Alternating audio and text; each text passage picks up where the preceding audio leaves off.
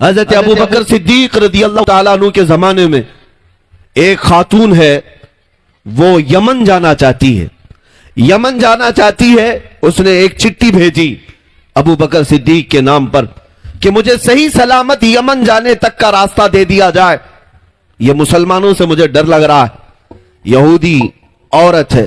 حضرت ابو بکر صدیق نے 2 جوان صحابہ کو اس کے حوالے کر دیا، ایک اونٹنی دے دیا، کہا کہ اس خاتون کو صنعاء یمن پہنچنے تک تم اس کی نگہبانی کرو۔ یہ 2 جوان تھے، وہ عورت کے ساتھ ہو گئے۔ عورت کہتی مجھے ڈر لگنے لگا کہ یہ مسلمان ہیں، پتہ نہیں کیا کر دیں گے میرے ساتھ، اور راستے میں مجھے پکڑ کر مار دیں یا کیا ہو جائے گا۔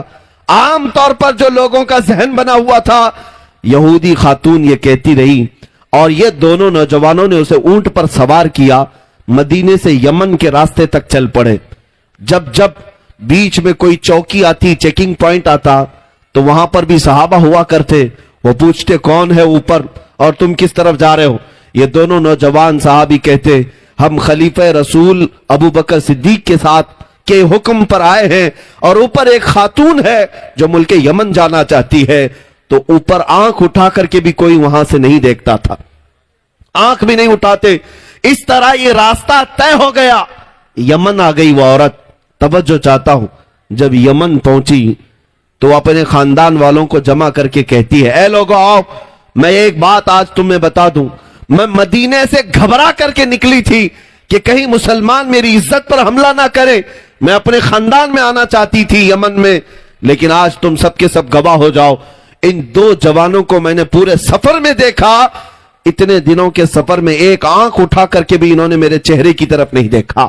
آج تم سب گواہ ہو جاؤ کہ میں واپس یمن میں نہیں، مدینے جا کر رہنا چاہتی ہوں اور اسلام کے دامن میں رہنا چاہتی ہوں، اس لیے کہ مجھے اگر کوئی عزت کی حفاظت دے سکتا ہے تو محمد عربی کا غلام ہی دے سکتا۔ میرے عزیزوں،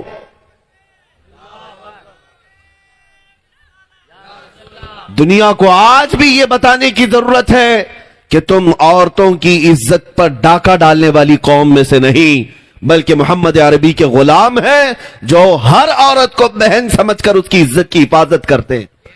یہ دوسروں کے دلوں میں اگر محبت آ سکتی ہے تمہارے اخلاق سے آئے گی، مصطفیٰ کریم صلی اللہ تعالی علیہ وسلم کی پیروی کرنے سے آئے گی۔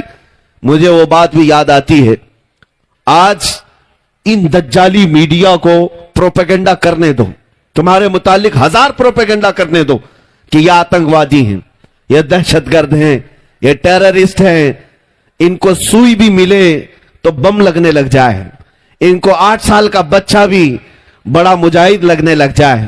ان کے حالات یہی ہیں، انہوں نے ایڑی چوٹی کا زور لگایا ہے اور اسی بات پر قسم کھا کر بیٹھے ہیں کہ اگر بگاڑیں گے کسی کا چہرہ تو صرف مسلمان کا بگاڑیں گے۔ ان کو 1000 کوششیں کرنے دو، لیکن اے مسلمانوں، اخلاق و کردار تو تمہارے ہاتھوں میں ہے، محبت کے طریقے اور سلیقے تمہارے ہاتھوں میں ہے۔ افغانستان کی سرزمین کی بات کر رہا ہوں، 2012 آج سے تقریباً 8-9 سال پہلے کی بات، کہ وہاں پر نیٹو فوجیں اپنے قدم جمائی ہوئی ہیں، ہر ملک کی فوجیں وہاں پر، ان پر رسہ کشی چل رہی تھی، طاقت کے بل بوتے پر امریکہ، یورپ، پتہ نہیں کتنی فوجیں وہاں پر موجود تھی۔ ایک ایسا انسیڈنٹ، ایک ایسا واقعہ پیش آیا، ایک خاتون رپورٹر ہے، وہ امریکہ کی رہنے والی، جو رپورٹنگ کرنے کے لیے افغانستان کے میدان میں گئی تھی، کہ حالات دیکھیں، وہ روزانہ رپورٹنگ کرتی تھی کہ کہاں کیا کیا حالات ہیں۔ نیوز والی ایک عورت صحافیہ، لیکن اس کے ساتھ ایک دن ہوا یہ کہ شام کا وقت تھا، وہ ایک جگہ سے اکیلی آ رہی تھی، 2 یا 4 فوجیوں نے اس پر حملہ کر دیا، اور وہ فوجی کوئی وہاں کے نہیں تھے، یہ نیٹو افواج میں سے تھے۔ انہوں نے اسے پکڑنے کی کوشش کی اور اس کے کپڑے پاڑ رہے تھے، وہ کسی نہ کسی طرح اپنی ہوس کا شکار اسے بنانا چاہتے تھے، لیکن وہ عورت نے چیخ پکار کیا تو اچانک 2 نوجوان جو مسجد کی طرف جا رہے تھے، مسلمان تھے، وہ دوڑتے ہوئے آئے، تو جیسے ہی وہ آئے وہ فوجی اپنے راستے چلے گئے، کیونکہ عزت کا معاملہ تھا، آواز اٹھنے لگ گئی تھی۔ 2 ہی نوجوانوں نے اس خاتون کو پکڑا اور لے جا کر کے ایک کمرے میں بٹھا دیا۔ وہ چہرے والے تھے، ٹوپی والے تھے، نماز کے لیے جا رہے تھے۔ اب یہ خاتون لکھتی ہے کہ ہمارے فوجی جو حملہ کیے تھے تھوڑی دیر کے لیے مجھے کشمکش تھی، لیکن اس سے زیادہ ڈر تو یہ افغانی مسلمانوں سے تھا مجھے. پتہ نہیں اب یہ تو آتنکواد لوگ ہیں، یہ تو دہشت گرد ہیں، اب یہ تو میری بوٹیاں ہی تقسیم کریں گے، اب میرے ساتھ کیا کریں گے. وہ خاتون کہتی ڈری سہمی ہوئی اپنے کمرے کے اندر بیٹھی رہی. دروازہ بند تھا، رات کا وقت ہوا تو اچانک دروازہ کھلا، کھانے کا ایک برتن اندر کسی نے کیا اور پھر دروازہ بند کر لیا.